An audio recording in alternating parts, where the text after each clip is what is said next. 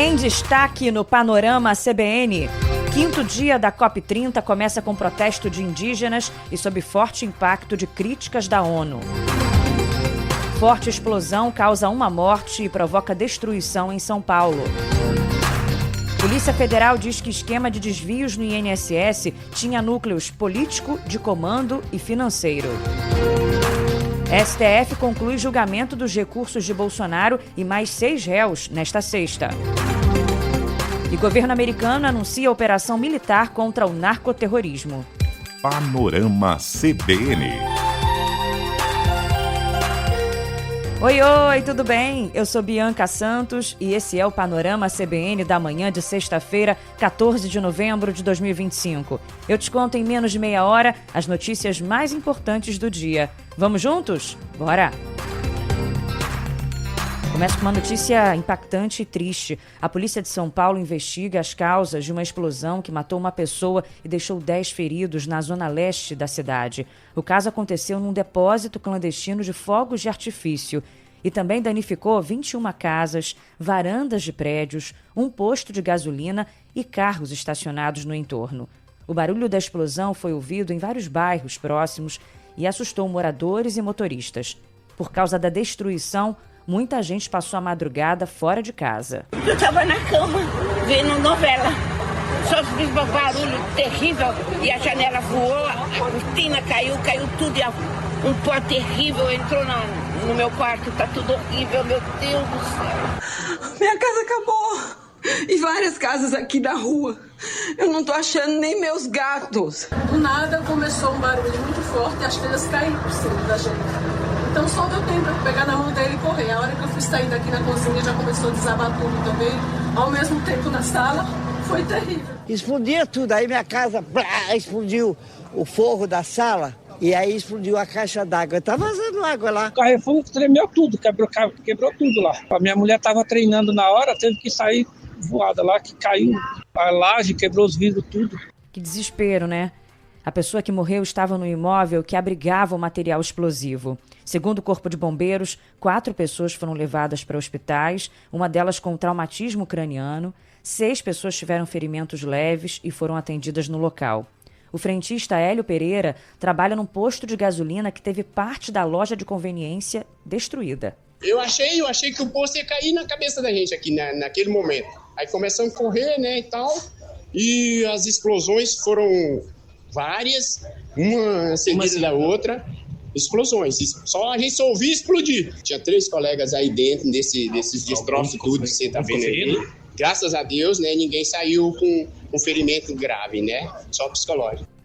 Peritos passaram a madrugada analisando o local para investigar as causas da explosão. Uma grande área foi isolada por causa do risco de novas detonações. O coronel do Corpo de Bombeiros, Valdir Santos, disse que uma das suspeitas é de que a casa armazenava artefatos para balões. Ao chegar no local, a gente percebeu que se tratava de um local, né, que tinha bastante explosivos estocado, possivelmente clandestino, porque a gente não localizou o dono, então não dá para a gente afirmar, né, isso daí. E ainda tem um pouco de material que não explodiu, a gente passou isso para a perícia, né, da Polícia Civil, e eles vão dizer exatamente se era ou não clandestino, que vai pedir a documentação do proprietário. A outra suspeita é que seria material utilizado para balão, porque nós achamos bastante material que leva a crer isso daí, que seriam artefatos que são utilizados em balões.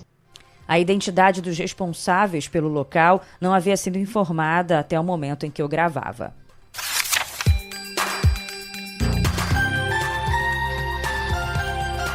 A COP30 entrou hoje no 5º dia de debates em Belém e começou com uma manifestação de um grupo de cerca de 90 indígenas Munduruku no portão de entrada. No momento em que eu estava gravando, eles estavam fazendo esse protesto. A segurança havia sido reforçada pelo Exército. Entre as reivindicações do grupo estava a proteção contra grandes empreendimentos dentro do território. Eles exigiam uma reunião com o presidente Lula.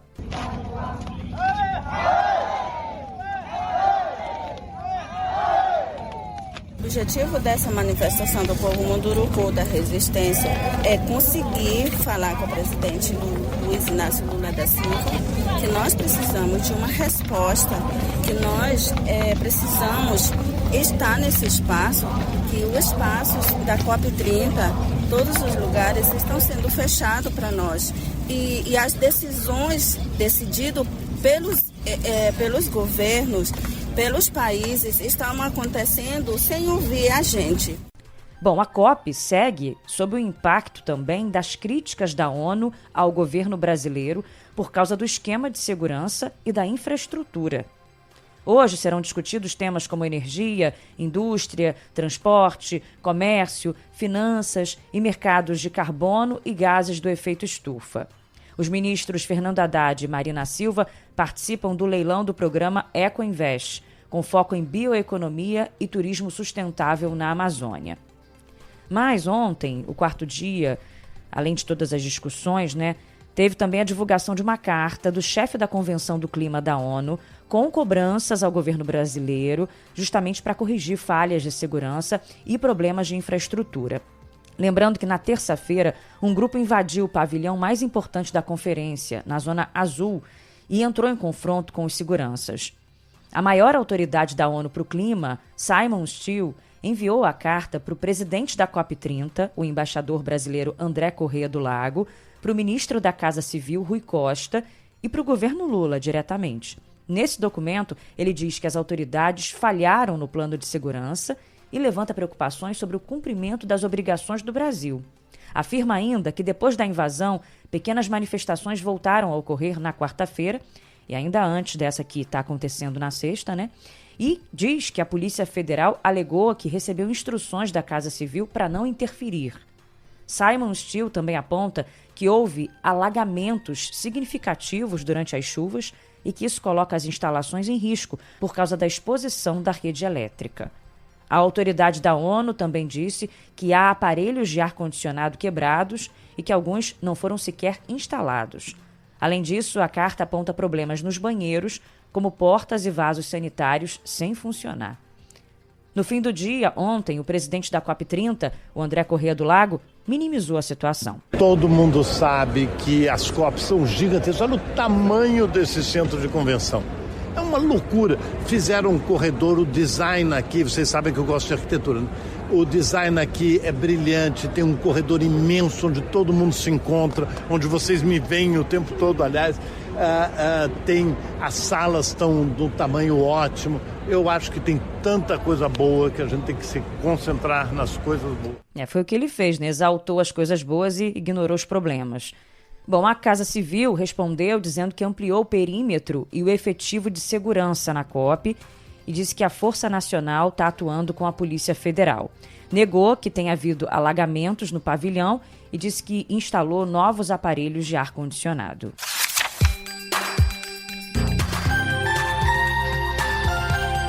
Página virada para eu trazer agora a atualização sobre as investigações da Polícia Federal a respeito das fraudes no INSS. A PF descreveu a existência de 3 núcleos de pessoas com divisão de tarefas e hierarquia que atuaram na organização criminosa que desviou 640 milhões de reais de aposentados e pensionistas por meio da CONAFER, a Confederação Nacional de Agricultores Familiares e Empreendedores Familiares Rurais. Teria um núcleo político, um de comando e outro financeiro. O núcleo político atuava para garantir os descontos ilegais e blindar os suspeitos de uma investigação externa. O trecho consta na decisão do ministro do STF, André Mendonça, que expediu 10 mandados de prisão e 63 de busca e apreensão na nova fase da operação sem desconto. Um dos presos ontem foi o ex-presidente do INSS, Alessandro Stefanuto, que recebia R$250 mil por mês em propina do esquema criminoso. Entre as figuras centrais que foram presas estão também Virgílio Antônio Ribeiro de Oliveira Filho, ex-procurador-geral do INSS, e a mulher dele, Thaisa Hoffmann. A polícia ainda procura o presidente da CONAFER, Carlos Roberto Ferreira Lopes, apontado como chefe e mentor intelectual da fraude. O ex-presidente do INSS e ex-ministro da Previdência no governo Bolsonaro, José Carlos Oliveira, foi alvo de medidas cautelares e vai ter que usar tornozeleira eletrônica. A investigação identificou também pagamento de quase 15 milhões de reais em propina ao deputado federal Euclides Petersen, do Republicanos de Minas Gerais, que foi alvo de buscas. E foram feitas buscas em endereços ligados ao deputado estadual do Maranhão, Edson Araújo, do PSB. A investigação, como você vê, se aproxima do núcleo político do esquema.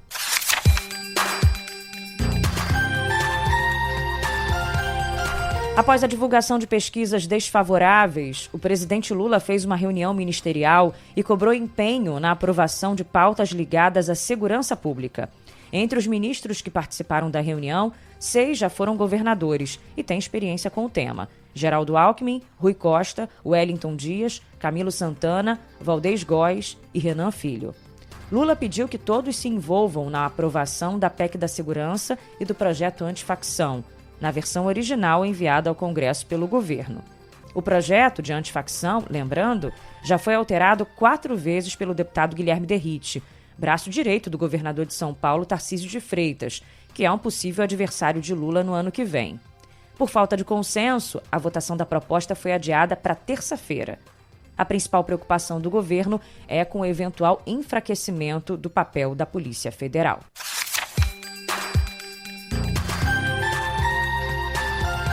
Agenda importante do dia. A primeira turma do Supremo Tribunal Federal começa a decidir hoje se aceita a denúncia da Procuradoria-Geral da República contra o deputado federal Eduardo Bolsonaro por coação no curso do processo. Ele é acusado de tentar interferir do exterior no julgamento do processo que envolve o ex-presidente Jair Bolsonaro. Eduardo está desde março nos Estados Unidos e articulou as tarifas contra o Brasil e as sanções contra autoridades brasileiras para tentar livrar o pai da cadeia. O julgamento no STF vai ser realizado no plenário virtual e os ministros terão até o dia 25 para decidir se Eduardo Bolsonaro vira réu no processo. A primeira turma do STF também termina de julgar hoje os recursos do ex-presidente Jair Bolsonaro e de mais 6 réus do núcleo crucial da trama golpista. O fim do julgamento dá início a um prazo para a apresentação de novas contestações. Logo no primeiro dia de julgamento, há uma semana, os 4 ministros da primeira turma rejeitaram todos os embargos de declaração. Mas a análise continua no plenário virtual até hoje à noite. Nesse período, os magistrados poderiam ter mudado o posicionamento, ou pedido vista ou destaque.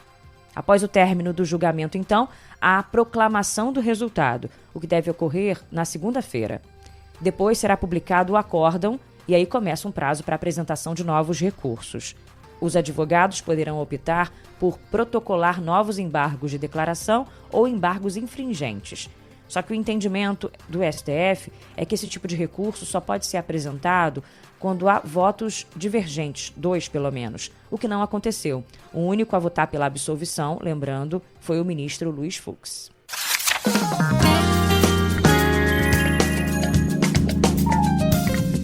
Na economia, eu destaco para você mais uma reportagem sobre a crise financeira dos Correios. Hoje no jornal o Globo, que conta que a empresa corre contra o tempo para levantar os 10 bilhões de reais e planeja a demissão de 10 mil funcionários. Os recursos são necessários para equilibrar as contas e para recuperar a capacidade operacional para a empresa conseguir se salvar de um cenário que pode se tornar ainda mais catastrófico. A expectativa da direção dos Correios é obter o valor por um empréstimo, com garantia da União e até o fim do mês. O montante corresponde à metade dos 20 bilhões que a estatal queria inicialmente, mas foi forçada a rever a estratégia diante do alto custo cobrado pelos bancos na primeira rodada de negociações. A chegada do empréstimo é importante também para colocar de pé as iniciativas de saneamento das despesas dos Correios. O principal foco é a redução de gastos com o pessoal. Por isso, a ideia é propor um programa de demissão voluntária para alcançar 10 mil funcionários.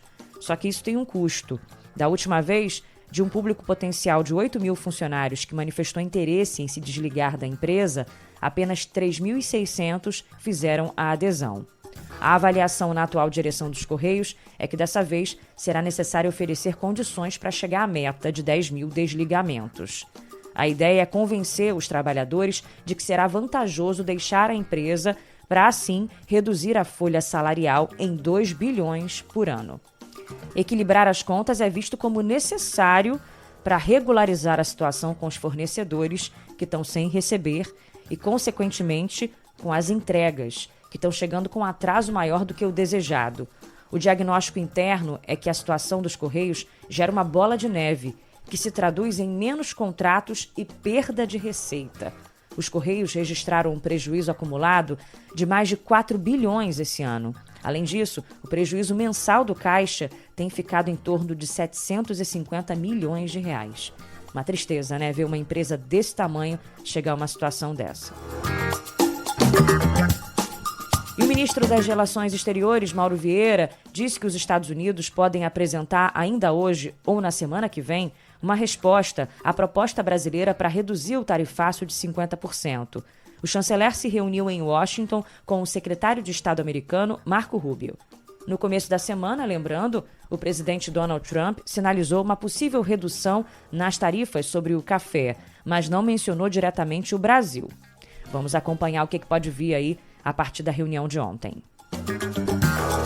E o governo dos Estados Unidos anunciou que fechou acordos comerciais com a Argentina, a Guatemala, o Equador e El Salvador. Segundo a Casa Branca, a Argentina dará acesso preferencial a bens americanos, como produtos químicos e farmacêuticos, itens de tecnologia da informação e veículos. Em contrapartida, os Estados Unidos removerão tarifas recíprocas sobre certos recursos naturais indisponíveis no mercado americano e insumos para uso em aplicações farmacêuticas. E para fechar, essa daqui, o Google e o Itaú vão testar uma proteção contra golpistas que roubam senhas de banco ao induzir vítimas a compartilhar a tela do celular em chamadas de vídeo. A novidade fará celulares mostrarem um alerta se o usuário abrir o aplicativo do Itaú ou da carteira do Google enquanto compartilhar a tela com alguém fora da lista de contatos. O dispositivo também vai exibir um botão para encerrar a ligação e interromper o compartilhamento de tela com um único toque. O recurso foi anunciado nessa semana e será liberado primeiro para aparelhos com sistema Android 11.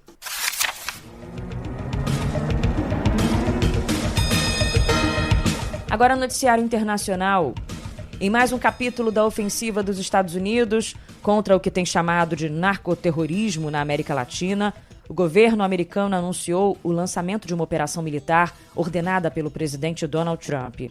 A operação, chamada de Lança do Sul, vai mobilizar uma força-tarefa e o Comando Sul das Forças Armadas dos Estados Unidos, responsável pela atuação das forças americanas na América do Sul, Central e do Caribe. O secretário de Defesa dos Estados Unidos, Pete Hegseth, anunciou a operação na rede social X, dizendo que o objetivo da ação é remover narcoterroristas de nosso hemisfério, nas palavras dele, e proteger nossa terra das drogas que estão matando nosso povo. Só que ainda não está claro exatamente onde e como a operação vai acontecer.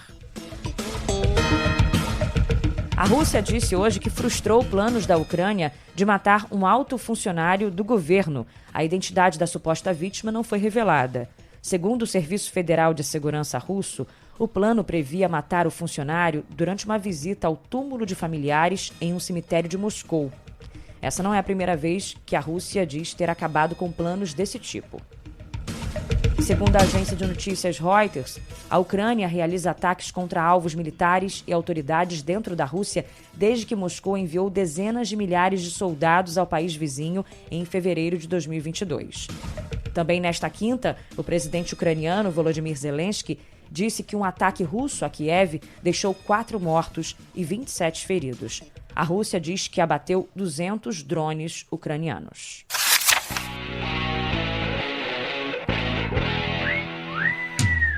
No futebol, a seleção brasileira faz hoje o último treino pro amistoso de amanhã contra Senegal em Londres. O técnico Carlo Ancelotti vai encerrar a preparação do time no estádio do jogo, que começa às 13h pelo horário de Brasília. Depois desse amistoso, o Brasil fecha o ano enfrentando a Tunísia, na próxima terça, em Lille, na França. Nas eliminatórias para a Copa do Mundo, a França garantiu vaga ao golear a Ucrânia por 4-0. Com Cristiano Ronaldo expulso, Portugal perdeu para a Irlanda por 2-0 e não conseguiu a vaga antecipada para o Mundial. Hoje, a Holanda pode garantir a classificação com uma vitória diante da Polônia. A Croácia garante a vaga com vitória ou empate com as Ilhas Faroe. A Albânia venceu Andorra por 1-0 fora de casa e garantiu vaga na repescagem europeia para a Copa do Mundo. Com o técnico brasileiro Silvinho no comando, a seleção albanesa sonha com a primeira participação em um Mundial. O Superior Tribunal de Justiça Desportiva multou o jogador do Flamengo, Bruno Henrique, em R$100 mil, mas liberou o atacante para jogar. Bruno Henrique foi denunciado por forçar um cartão amarelo e beneficiar apostadores em 2023 em um jogo pelo Brasileirão. A decisão não cabe recurso e o caso do atacante está encerrado no STJD. E o meia Oscar, internado desde terça-feira após passar mal durante exames no Centro de Treinamento de São Paulo, foi diagnosticado com síncope vasovagal.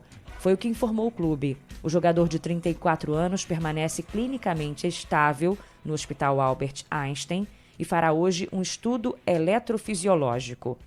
Com o contrato válido com o São Paulo até 2027, o meia cogita se aposentar.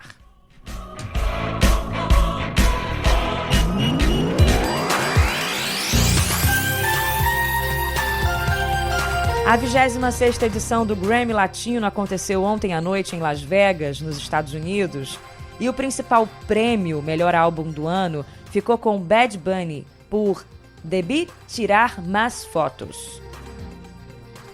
Entre os premiados brasileiros, a cantora Lineker nos traz tanto orgulho e foi a quem mais ganhou estatuetas. Foram 3 Grammys.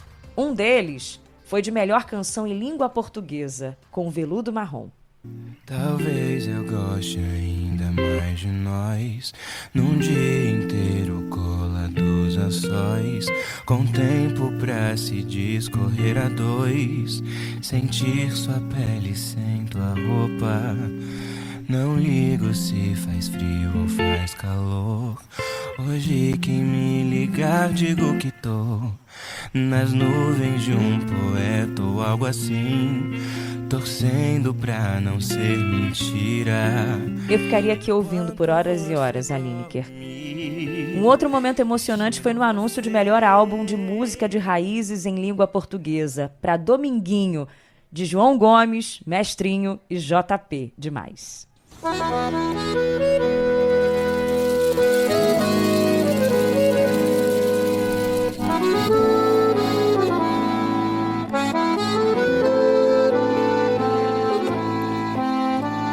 Quando o sol vai, você vem pra competir com as estrelas.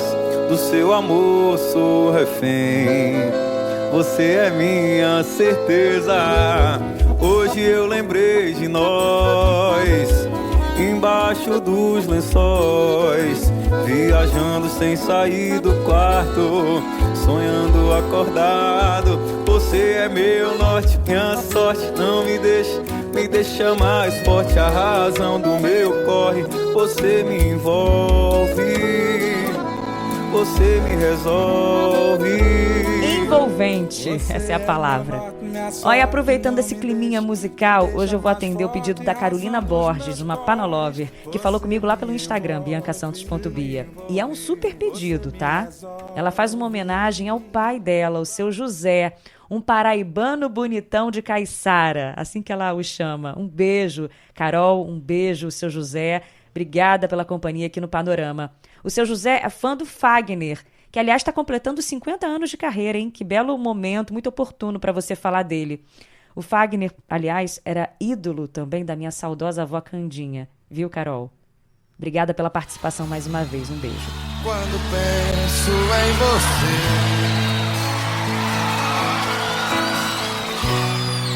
fecho os olhos de saudade.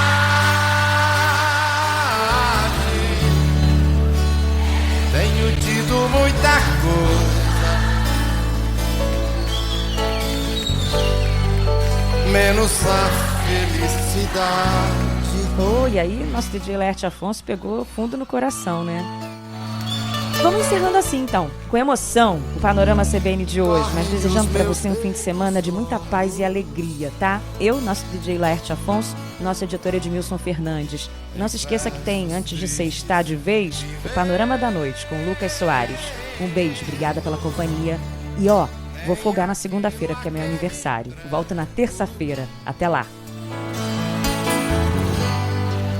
Já me dá contentamento, pode ser até amanhã.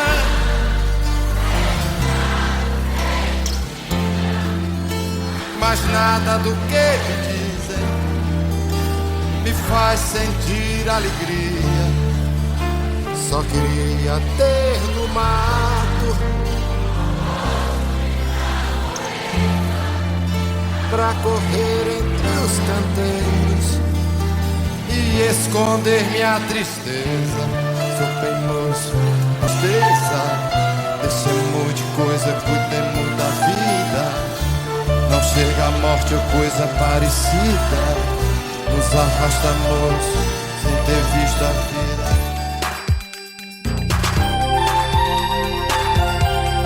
Panorama CBN. As principais notícias do dia em menos de meia hora.